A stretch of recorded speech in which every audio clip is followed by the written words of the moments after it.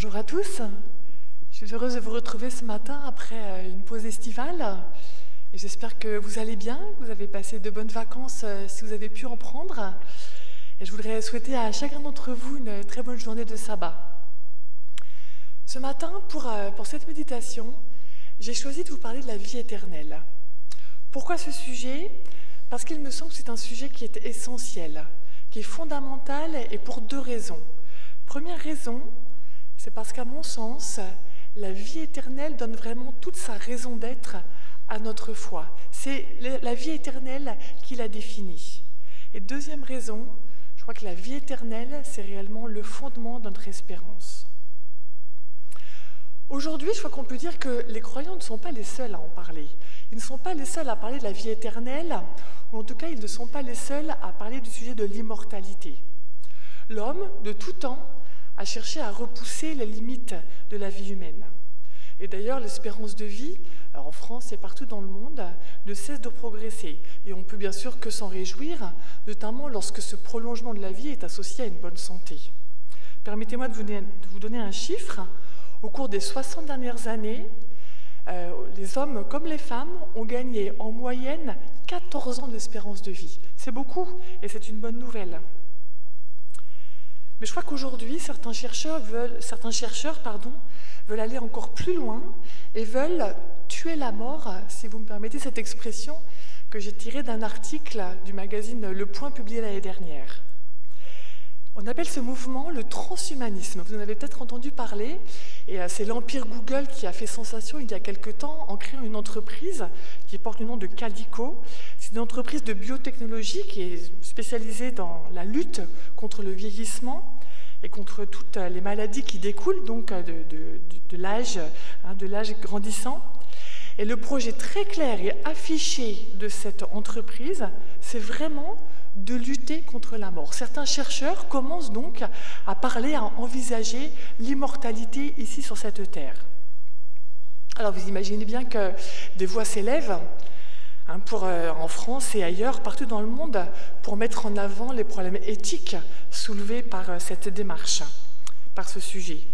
Et certains opposants à ce mouvement, qu'ils soient croyants ou non croyants d'ailleurs, reprochent aux responsables donc, de ce mouvement de vouloir jouer à Dieu, de vouloir prendre la place de Dieu et de remettre en question l'idée même de la dignité humaine. La vie éternelle, comme on le voit, c'est donc un sujet qui est universel. Et la Bible le dit d'ailleurs. Dans Ecclésiaste 3, verset 11, nous lisons ce passage que vous connaissez peut-être, qui dit la chose suivante. « Tout ce que Dieu a fait est beau en son temps, et même, il a mis dans le cœur des hommes la pensée de l'éternité. Il a mis dans le cœur des hommes, de tous les hommes, la pensée de l'éternité. » L'éternité, la vie éternelle, l'immortalité, est donc une aspiration qui est légitime et qui est commune à tous. Mais il me semble que ceci étant posé une question, nous pouvons soulever une question. À quel type de vie éternelle aspirons-nous? À une vie éternelle ici-bas, sur cette terre, avec tous les problèmes que nous connaissons? Ou bien à une vie éternelle renouvelée, transformée, telle que la Bible nous l'a décrit?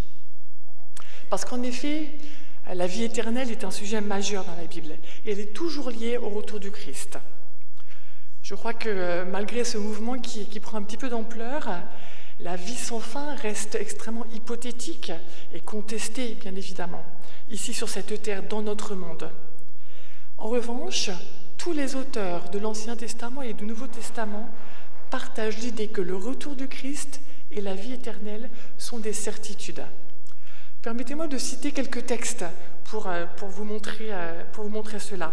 Deux textes d'Ésaïe tout d'abord. Dans Ésaïe 35, verset 4, nous lisons ce verset. Je me propose de le lire pour vous. « Dites à ceux qui ont le cœur troublé, prenez courage, ne craignez point, voici votre Dieu, il viendra lui-même et il vous sauvera. » Toujours dans Ésaïe, dans le chapitre 65, à partir du verset 25, nous lisons ce beau passage. « Car je crée de nouveaux cieux et une nouvelle terre. On ne se rappellera plus les événements du début, ils ne remonteront plus à la pensée. Il n'y aura plus là de nourrissons vivant quelques jours seulement, ni de vieillard qui n'accomplisse ses jours. Le loup et l'agneau auront un même pâturage, le lion, comme le bœuf, mangera de la paille, et le serpent aura la poussière pour nourriture. Il ne se fera ni tort ni dommage sur toute ma montagne sainte, dit l'Éternel.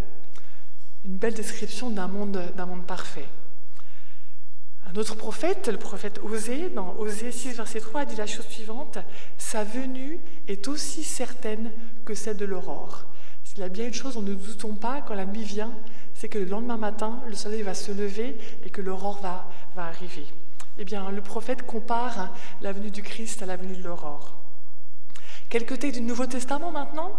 Pierre compare le retour du Christ à, et je cite le texte de 2 Pierre 1, à partir du verset 16. Donc il compare le retour du Christ à une lampe qui brille dans un lieu obscur jusqu'à ce que le jour vienne et que l'étoile du matin, donc le Christ, vienne dans vos cœurs. Paul en parle aussi abondamment et il dit que l'espérance de la vie éternelle, promise avant l'origine des temps par le Dieu qui ne ment pas. Voilà ces textes de la Bible. Mais si notre confiance dans le retour de Jésus et la vie éternelle reste un acte de foi, nous ne pouvons qu'être encouragés, me semble-t-il, par tous ces textes qui nous promettent le retour du Christ et la vie éternelle. La Bible a été écrite par des auteurs extrêmement différents, qui avaient des cultures très, très contrastées, très variées. Ils ont écrit à des périodes aussi extrêmement différentes, mais on peut faire un constat, c'est l'unanimité des auteurs bibliques sur la certitude du retour du Christ, et je pense que cette unanimité peut être source de réconfort pour nous. Et Jésus, bien sûr, lui-même en a parlé à de nombreuses reprises. Je vais vous lire 2 textes de Jean. Jean 10, verset 27, pour commencer. Jésus déclare « Mes brebis entendent ma voix, moi je les connais et elles me suivent. Je leur donne la vie éternelle. Elles ne périront jamais et personne ne les arrachera de ma main. » Il a aussi fait cette belle promesse. À la veille de sa crucifixion, les disciples et Jésus étaient rassemblés dans la chambre haute. Une nouvelle fois, Jésus a annoncé qu'il allait mourir. Et les disciples étaient totalement découragés et ils ne comprenaient pas ce que Jésus allait faire, ce que Jésus allait vivre. Et Jésus leur a dit que votre cœur ne se trouble pas, croyez en Dieu et croyez en moi. Il y a plusieurs demeures dans la maison de mon Père. Si cela n'était pas, je vous l'aurais dit, je vais vous préparer une place. Et lorsque je m'en serai allé et que je vous aurai préparé une place, je reviendrai et je vous prendrai avec moi afin que là où je suis, vous y soyez aussi. Dans ce texte, Jésus promet son retour et là encore, il promet un monde nouveau, une terre nouvelle et une vie avec lui. Toutes les promesses de la Bible ont pour but d'alimenter notre foi, de nous donner des points de repère, de nous encourager. Et la promesse du retour du Christ et la vie éternelle ne fait pas exception. Je crois que ces promesses sont des bornes, elles confirment un itinéraire global, elles balisent en quelque sorte le plan du salut et elles nous montrent que Dieu dirige toutes choses et que l'histoire ne se déroule pas n'importe comment. Même si nous nous interrogeons parfois sur le retour du Christ, et cela me semble légitime, quand va-t-il revenir, comment va-t-il revenir, pour qui sera sauvé et que se passera-t-il après? Je crois que néanmoins, malgré toutes ces questions, l'espérance du retour du Christ est essentielle. En effet, à quoi aurait-il servi que Jésus vienne sur la terre, qu'il meure, qu'il ressuscite et qu'il monte au ciel s'il n'y avait rien après, si notre horizon se limitait à notre vie terrestre? J'ai la certitude que c'est pour revenir et nous proposer autre chose, un avenir nouveau, que Jésus est monté au ciel. Alors voilà, notre espérance et notre foi reposent donc sur le retour du Christ et sa promesse d'une vie nouvelle. Je crois que cette assurance peut être source de confiance pour chacun d'entre nous, notamment quand nous réalisons à quel point la création, le monde dans lequel nous vivons, qui était pourtant parfait à son origine, est aujourd'hui dégradé et marqué par le mal. Chaque fois que nous le constatons, et l'actualité, je crois, nous en donne trop souvent l'occasion, et encore récemment, à cette fin du mois d'août, chaque fois qu'il y a des drames qui se produisent, que ce soit sur le plan personnel, sur le plan plus global, nous aspirons à vivre autre chose, à vivre sur cette terre nouvelle que Dieu nous a promise. Et c'est vraiment sur cet aspect, sur cette nouvelle terre, que j'aimerais m'arrêter ce matin avec vous. Je ne sais pas ce que vous en pensez, mais moi je trouve qu'il est parfois difficile d'envisager vraiment cette nouvelle terre. Alors bien sûr, nous avons la description du Jardin d'Éden, une création parfaite, qui nous donne des éléments, qui nous permet d'y réfléchir. Et d'autres textes parlent de cette nouvelle terre, et je vais en aborder un plus particulièrement dans quelques instants. C'est le texte d'Apocalypse 21, dont une partie vous a été lue il y a quelques instants. Mais je crois que malgré ces textes, il est difficile de l'imaginer réellement, tellement ce monde parfait nous semble éloigné de celui dans lequel nous vivons aujourd'hui. Et puis, un autre problème se pose. Nous sommes des êtres humains, limités, finis, et notre parole, nos mots sont forcément imparfaits. Alors comment décrire avec nos mots limités et imparfaits une réalité qui est au contraire parfaite, infinie et éternelle? C'est compliqué. Paul le dit d'ailleurs très clairement dans 1 Corinthiens 2,9. Il dit que tout cela, donc la vie éternelle notamment, ce sont, et je cite le texte, des choses que l'œil n'a point vues, que l'oreille n'a point entendues, et qui ne sont pas montées au cœur de l'homme, des choses que Dieu a préparées pour ceux qui l'aiment. Ce sont des choses qui ne sont pas réellement montées au cœur de l'homme, parce qu'il y a un fossé entre ce que notre imagination peut concevoir et la réalité qui nous attend. Mais il n'empêche qu'il est important et donc réconfortant de lire ces textes, de les étudier, de les méditer. Et tout cela me fait dire que j'ai vraiment une conviction, c'est que cette nouvelle terre dépassera toutes nos espérances et nos rêves les plus fous. Alors pour éclairer un peu les choses, pour éclairer un petit peu, un tant soit peu, la réalité de cette vie éternelle, j'ai souhaité donc étudier avec vous le texte d'Apocalypse 21 et je vous invite à le reprendre et nous allons le parcourir ensemble. C'est un texte qui nous parle de cette nouvelle terre vers laquelle nous sommes invités dès aujourd'hui à lever les yeux et qui peut être une source de grande joie dès aujourd'hui donc. Quelques caractéristiques donc de la nouvelle terre dans ce texte. Le premier verset tout d'abord nous indique qu'il s'agit bien d'un nouveau ciel et d'une nouvelle terre. Et donc, première caractéristique d'une véritable recréation. La disparition du ciel, de la terre, de la mer est d'ailleurs confirmée par la suite. Je vous invite à jeter un coup d'œil au verset 4 et 5, qui confirme cela. Les premières choses ont disparu totalement. Je fais toutes choses nouvelles. Il s'agit donc d'un nouveau départ, d'un monde totalement nouveau. On constate que les éléments qui sont mentionnés dans ce texte sont semblables à ceux qui sont évoqués dans la Genèse. Le ciel, la terre, la mer, ce sont des points communs aux deux textes. Alors, nous comprenons bien que la terre, notre terre actuelle, notre monde actuel, puisse disparaître, parce que nous constatons, je crois, chaque jour, à quel point c'est un monde imparfait et un monde caractérisé par le mal. Mais le ciel et la mer, c'est peut-être un petit peu plus étonnant. Dans la Bible, la mer est symboliquement c'est un symbole assez fort. Dans la Bible, la mer, c'est toujours le symbole des puissances mauvaises. Il y a un texte des psaumes, par ailleurs, qui nous dit que c'est au fond de la mer que nos péchés sont enfouis. Voilà, donc on peut comprendre que la mer soit également renouvelée. Mais le ciel, pourquoi un nouveau ciel? Le ciel, c'est avant tout la demeure de Dieu. Dieu a, je crois, été affecté par le péché et par ses conséquences. Et je voudrais là citer Jacques Doucan, qui a écrit un livre que vous connaissez peut-être et que je vous encourage à lire, qui s'intitule « Le cri du ciel » et qui m'a inspiré pour ce culte, cette prédication ce matin. Et Jacques Doucan explique cela de la façon suivante. Il dit que, d'une certaine façon, et bien sûr nous parlons ici avec beaucoup de prudence, parce que ce sont des réalités qui nous dépassent, mais d'une certaine façon, la mort est entrée dans le ciel en la personne de Jésus-Christ. Et Dieu souffre aujourd'hui. Il éprouve la souffrance d'un père qui voit ses enfants s'éloigner et qui attend donc le retour du Fils prodigue. Alors, le nouveau ciel symbolise aussi la fin de cette souffrance, la souffrance de Dieu pour ses créatures. Donc, première caractéristique, toutes choses seront totalement nouvelles, une véritable recréation.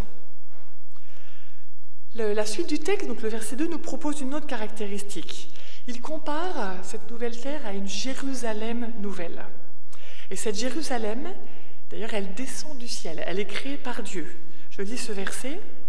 « Je vis descendre du ciel, d'auprès de Dieu, la ville sainte, la nouvelle Jérusalem, préparée comme une épouse qui s'est parée pour son époux. » Si je me demandais aujourd'hui ce que symbolise pour vous la ville de Jérusalem, j'aurais des réponses, je crois, assez contrastées, des réponses assez différentes. Et c'est vrai qu'aujourd'hui, c'est à la fois un symbole très fort, mais aussi un symbole assez triste, parce que c'est une ville où il y a beaucoup de conflits, une ville où il se passe des choses assez douloureuses. Mais j'aimerais prendre quelques instants pour évoquer le symbole de la ville de Jérusalem dans la Bible. Jérusalem, dans la Bible, c'est avant tout une ville de paix. D'ailleurs, son nom l'indique, parce que Salem signifie la paix. Donc Jérusalem, ville de paix. Jérusalem, dans la Bible, c'est aussi, il y a toujours le symbole de l'adoration. C'est là que se trouvait le temple, c'est là que l'on venait adorer Dieu. C'était un lieu de prière, un lieu de louange, ville de paix, lieu d'adoration donc. Et Jérusalem, pour beaucoup aujourd'hui d'ailleurs encore, c'est le symbole du retour au pays, du retour à la maison, après beaucoup d'années d'exil, après des périodes d'oppression. Jérusalem, c'est la ville qui nourrit la nostalgie, c'est la ville qu'on n'oublie jamais, c'est la ville où on a envie de se rendre, c'est la ville où on a envie d'aller vivre et d'aller vivre heureux. Et tous ces symboles-là, nous pouvons les appliquer à cette nouvelle terre que Jésus nous promet, une terre de paix, un lieu d'adoration, un retour à la maison en réalité. Notre origine, c'est là dont nous venons à l'origine. Troisième caractéristique de cette vie éternelle, on la trouve dans le verset qui suit, le verset 3, qui évoque la présence de Dieu parmi les hommes. Je lis ce verset avec vous. Donc le verset 3 d'Apocalypse 21. « Voici le tabernacle de Dieu. Il habitera avec eux, et ils seront son peuple, et Dieu lui-même sera avec eux. » En fait, ce verset vous dit peut-être quelque chose, parce que c'est une reprise d'un texte de l'Ancien Testament. Dieu avait déjà dit des choses similaires, et on retrouve ce texte dans Exode, chapitre 25, verset 8. Dieu avait dit « Ils me feront un temple, et j'habiterai au milieu d'eux ». Une référence, bien sûr, au sanctuaire. Mais le texte d'Apocalypse, si vous prêtez attention, en fait, il va beaucoup plus loin. Dans l'Exode, je relis ce texte, « Ils me feront un temple et j'habiterai au milieu d'eux ». Donc Dieu avait promis dans l'Exode d'être dans le temple. Mais en réalité, sur la nouvelle terre, dans la vie éternelle, il n'y aura plus de temple, parce que Dieu sera lui-même le temple. Dieu vivra au milieu de son peuple, et sa gloire éclipsera, atténuera même la gloire des astres, la lumière des astres. Je voudrais lire avec vous, on passe quelques versets, je voudrais lire avec vous les versets 22 et 23 qui précisent tout cela. C'est Jean qui parle, qui dit « Je ne vis point de temple dans la ville, car le Seigneur Dieu Tout-Puissant est son temple, ainsi que l'agneau. La ville n'a besoin ni du soleil, ni de la lune pour l'éclairer, car la gloire de Dieu l'éclaire, et l'agneau est son flambeau. Ainsi, nous verrons Dieu, et s'il n'y a plus de temple, c'est parce qu'une relation nouvelle sera instaurée, sera établie entre Dieu et les hommes. Aucun intermédiaire ne sera plus nécessaire, aucun médiateur. Nous pourrons parler directement à Dieu, nous pourrons dialoguer avec lui, lui poser des questions, comprendre, nous confier, échanger avec lui. Dieu sera lui-même le temple, il sera au milieu de nous, parce que l'union entre Dieu et nous sera parfaite. Et nous pourrons même, ça va même encore beaucoup plus loin, puisque le texte dit que nous pourrons même participer au règne de Dieu. C'est le verset 24 qui nous le dit. Je vous invite à le lire. Les nations marcheront à sa lumière, et les rois de la terre y apporteront leur gloire. Et au verset 26, on y apportera la gloire et l'honneur des nations. Caractéristique suivante, c'est la souffrance, ou l'absence de souffrance plus précisément. Donc après avoir précisé que nous verrons Dieu face à face, le texte parle de la souffrance au verset 4. Il essuiera toute larme de leurs yeux, et la mort ne sera plus. Il n'y aura plus ni deuil, ni cri, ni douleur. Je crois que ce n'est pas étonnant. Le problème de la souffrance, le problème des catastrophes naturelles, encore hier, vous avez peut-être prêté attention au fait qu'au Texas, il y a un ouragan terrible qui est en train d'arriver, qui sera certainement pire, qui fera des ravages bien plus importants encore que l'ouragan de Katrina. Catastrophe naturelle qui s'annonce assez terrible. Eh bien, le problème de ces catastrophes, le problème de la souffrance, le problème des innocents touchés par le mal, c'est peut-être celui qui nous perturbe le plus. Je crois que c'est aussi le problème qui empêche le plus certains de nos contemporains de croire en Dieu. Et c'est en tout cas, pour ma part, la première question que j'aurais envie de poser à Dieu. Pourquoi tout cela? Pourquoi tout ce mal? Pourquoi tous ces innocents, tous ces enfants parfois touchés par le mal? Et je crois que c'est peut-être le premier désir que nous éprouvons par rapport à cette nouvelle terre, que toute souffrance disparaisse. Jacques Doucan fait une remarque qui m'a beaucoup touchée dans son livre, donc, et je voudrais citer ses paroles parce qu'il est difficile de le dire mieux que lui. Il dit la chose suivante: il est remarquable que le premier contact de Dieu porte sur les larmes humaines. C'est le plus vieux et certainement le plus grave contentieux du monde, le silence de Dieu devant la souffrance. Ici, le texte ne donne pas d'explication théologique. Il procure simplement l'ultime consolation. L'absence de souffrance est la seule réponse adéquate aux larmes. Et si je reprends le texte, il essuiera toute larme. On voit ici le geste d'un père aimant. Dieu, notre Père, viendra lui-même essuyer les larmes. Ça nous montre à quel point il est rempli d'amour et de compassion pour les êtres humains. Il se penchera vers nous comme un père se penche vers ses enfants. Autre caractéristique, donc les versets 5 et 6 nous rappellent que l'auteur de cette nouvelle vie, et là je fais référence à mon introduction, l'auteur de cette nouvelle vie, ce ne seront pas les hommes, ce ne seront pas les chercheurs qui s'efforcent d'établir l'immortalité sur cette terre, mais l'auteur de cette nouvelle vie, ce sera Dieu, c'est Dieu. Sans l'intervention de Dieu, il n'est pas possible à l'homme d'établir cette vie de paix et d'amour. Sans l'intervention de Dieu, la vie éternelle n'existe pas. Il dit donc au verset 5 et 6, Dieu dit « Je fais toutes choses nouvelles. Je suis l'alpha et l'oméga, le commencement et la fin. À celui qui a soif, je donnerai de la source de l'eau de la vie gratuitement. » Je vous invite maintenant à aborder la deuxième partie de ce chapitre d'Apocalypse 21, qui nous donne une description assez concrète de cette nouvelle Jérusalem, un petit peu comme si Dieu voulait nous faire rêver, et nous faire tendre un petit peu plus vers cette nouvelle terre et vers cette nouvelle vie. On lit au verset 10 qu'un ange transporta Jean sur une grande et haute montagne, et là Jean a eu une vision de ce lieu. Et cette vision est assez extraordinaire. Je ne sais pas si des artistes ont essayé un jour de faire un tableau, de peindre cette nouvelle Jérusalem en fonction des indications qui sont données dans ce texte. Mais je suis sûre que si c'était le cas, nous la verrions, cette nouvelle Jérusalem, comme une ville fantastique, n'ayant absolument rien à voir avec nos villes actuelles.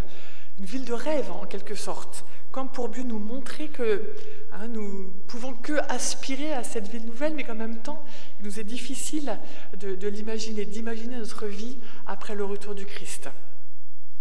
Les versets qui suivent, donc à partir du verset 10, nous donnent une description de cette ville qui va du général au particulier. Elle se déplace de la périphérie de la ville vers le centre. Et je vous invite à prêter attention aux différents éléments qui sont décrits dans ce texte. Tout d'abord, la ville dans son ensemble est décrite au verset 10. Il me montra la ville sainte, Jérusalem, qui descendait d'auprès de Dieu, ayant la gloire de Dieu. Donc la ville est décrite. Et puis ensuite, la muraille et les portes au verset 12. Elle avait une grande et haute muraille, elle avait 12 portes. Puis nous avons la description de la place, à l'intérieur des murailles, une fois la porte franchie, au verset 21. La place de la ville était d'or pur. Après la place, le jardin, au milieu de la place. Le fleuve, par exemple, est mentionné au chapitre 22, verset 1, j'avance un petit peu dans le texte. Et au verset 2, nous lisons « Au milieu de la place de la ville et sur les deux bords du fleuve, il y avait un arbre de vie. » Donc la ville, les murailles, les portes, la place, le jardin. Et enfin, dernier élément, le trône de Dieu, avant-dernier élément, excusez-moi. Le trône de Dieu est décrit au verset 3. Le trône de Dieu et de l'agneau sera dans la ville. Et puis, toujours dans le chapitre 22, au verset 5, Dieu lui-même est mentionné. Le Seigneur Dieu les éclairera. Alors essayez un petit peu avec cette description de vous imaginer cette ville, cette Jérusalem. Au verset 11 et 18, on voit que la ville et les murailles ont l'éclat d'une pierre de jaspe. Je ne sais pas si vous savez ce que c'est le jaspe, mais le jaspe c'est une pierre précieuse qui est rouge et qui est très colorée. J'ai regardé certaines images sur internet, c'est vraiment un rouge vif, très coloré. Et cette image de la pierre de jaspe est utilisée déjà dans l'Apocalypse avant, au chapitre 4, verset 3. Je vous lis ce texte. « Celui qui était assis, donc Dieu, avait l'aspect d'une pierre de jaspe et de sardoine. Et le trône était environné d'un arc-en-ciel semblable à de l'émeraude. Le jaspe, ici, décrit donc la gloire de Dieu sur son trône, et donc l'éclat de la ville, puisque la ville et les murailles sont de jaspe, eh bien, cet éclat, il vient de la gloire de Dieu lui-même. C'est donc une ville qui brille, elle n'est pas terne, comme beaucoup de nos villes, elle est au contraire très colorée. Par ailleurs, cette ville est bien protégée. Ces dimensions nous sont données au verset 16. C'est une forme cubique qui fait 12 000 stades de côté. Alors j'ai regardé, 12 000 stades, je ne sais pas si vous avez une idée approximative de ce que ça représente. Là encore, aucune commune mesure avec nos villes actuelles. Je ne sais pas à quelle ville vous pensez quand on parle de villes immenses, mais là, 12 000 stades, ça représente environ 2000 km. Alors, voilà, vous imaginez une ville cubique d'environ 2000 km de long, de large et de haut. Il s'agit donc d'une ville immense. Alors, bien évidemment, et je le redirai dans quelques instants, il ne s'agit pas de prendre ce texte à la lettre, cela reste symbolique, mais ces symboles sont forts. Dieu veut nous dire ici qu'il s'agit d'une ville immense, où il y a de la place, il y a de la place pour chacun. C'est une ville qui est faite sur mesure, une ville qui permet d'accueillir tout le monde, qui permet le respect de l'individualité et des particularités de chacun de ses habitants. Tout le monde a sa place dans cette nouvelle Jérusalem. Alors vous allez me dire, oui, c'est une belle description, mais pourquoi des murailles? Les murailles, ça évoque la protection, mais ça évoque la protection de l'ennemi, et donc d'un envahisseur potentiel et d'un envahisseur mal intentionné. Mais si on prête attention à ce texte, vous allez voir que les choses sont un petit peu différentes concernant la Nouvelle Jérusalem. Les murailles ici n'évoquent pas la protection contre l'ennemi, le repli sur soi ou l'enfermement. Au contraire, elles sont en jaspe, comme nous l'avons dit, mais étonnamment, cette pierre de jaspe est à la fois colorée, mais le verset 11 précise, transparente comme du cristal. Des murailles transparentes. Pour le coup, sur la terre, c'est du jamais vu. Malgré les murailles, donc, il est possible de voir, de regarder dans toutes les directions et d'être vu. Il ne s'agit donc pas du tout de se protéger contre l'ennemi. De plus, le verset 25 le souligne, il y a 12 portes. Là encore, une porte, on ferme sa porte à clé chez soi en général pour éviter toute intrusion. Mais ici, les portes, elles ne se fermeront pas. C'est le verset 25 qui le souligne. Elles seront ouvertes dans toutes les directions, ce qui révèle un esprit de confiance, un esprit de communication, un esprit d'échange, de réceptivité. Et le verset 21 nous dit que ces portes sont 12 perles, bien distinctes. Un petit mot sur les fondations de la muraille, et là je fais référence au verset 19. Les fondations sont toutes faites de pierres différentes. Je vous lis ce texte juste pour la musique du verset. Écoutez. Les fondements de la muraille de la ville étaient ornés de pierres précieuses, de toute espèce, jaspe, saphir, chalcédoine, émeraude, sardonyx, sardoine, chrysolite, béryl, topaze, chrysoprase, hyacinthe, améthyste. Moi, j'ai le sentiment que la musique même de cette liste de noms est agréable aux oreilles. Vous imaginez, je n'ai pas été voir quelles étaient les couleurs de chacune de ces pierres, mais vous imaginez l'éclat que peut avoir cette ville, des éclats très différents. L'uniformité, la tristesse, la morosité n'ont aucune place dans cette Nouvelle Jérusalem. La diversité des caractères est respectée, et c'est l'éclat, la lumière qui domine. Vous savez, les pierres précieuses, elles ont beau être de couleur, si elles sont de l'obscurité, elles restent complètement ternes. Mais ici, le texte dit que c'est la gloire de Dieu qui les fait resplendir. Alors cette ville est belle. Ses proportions sont symétriques, harmonieuses. C'est un cube parfait. Elle est constituée de cristal, de pierres précieuses, de perles.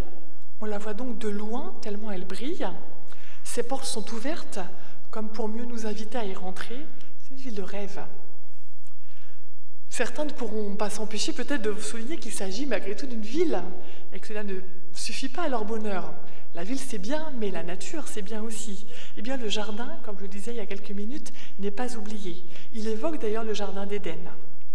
Sur cette nouvelle terre, la nature est luxuriante, elle est florissante, elle est généreuse. Prenons le verset 2 du chapitre 22. On constate que l'arbre qui est décrit se trouve sur les deux bords du fleuve. Vous avez déjà vu, vous, ça, un arbre, un seul arbre qui se retrouve sur les deux bords d'un fleuve? Non, ce n'est pas possible ici. Là, si c'est le cas, c'est parce que l'arbre est de bonne taille. Il est grand, il est immense. Et autre caractéristique de cet arbre, il porte du fruit tous les mois. Là encore, rien à voir avec ce que les agriculteurs, ici dans notre monde, connaissent. Je vous lis ce texte. Au milieu de la place de la ville et sur les deux bords du fleuve, il y avait un arbre de vie, produisant 12 récoltes, rendant son fruit chaque mois, et dont les feuilles servaient à la guérison des nations. Un arbre donc très florissant, et un arbre dont le bénéfice est total, puisque même ses feuilles servent. Depuis la Genèse, l'arbre est un symbole fort dans la Bible. C'est le symbole de la vie, l'arbre. Et ici, la vie semble débordante, accessible à tous, elle est riche. L'arbre, c'est un élément qui témoigne de la vie, de la solidité, de la stabilité, de la durée. Et le chapitre 2, le verset 7, nous indique que tous ceux qui habiteront cette nouvelle terre mangeront de ses fruits. Apocalypse 2, verset 7, « À celui qui vaincra, je donnerai à manger de l'arbre de vie qui est dans le paradis de Dieu. » L'accès à l'arbre de la vie avait été interdit à l'homme après la chute afin de l'empêcher de vivre éternellement avec son péché. On le lit dans Genèse 3, verset 22. « L'Éternel Dieu dit, « Voici, l'homme est devenu comme l'un de nous pour la connaissance du bien et du mal. Empêchons-le maintenant d'avancer sa main, de prendre de l'arbre de vie, d'en manger et d'en vivre éternellement. » Alors la présence de cet arbre sur la nouvelle terre rappelle aux hommes que seul Dieu possède la vie en lui-même et que l'éternité de l'homme dépendra toujours de sa relation avec Dieu. C'est d'ailleurs la lumière de la gloire de Dieu qui remplacera les lampes et les astres. C'est le verset 5 qui le dit. Il n'y aura plus de nuit, ils n'auront plus besoin ni de lampes, ni de lumière, parce que le Seigneur Dieu les éclairera, et ils régneront au siècle des siècles.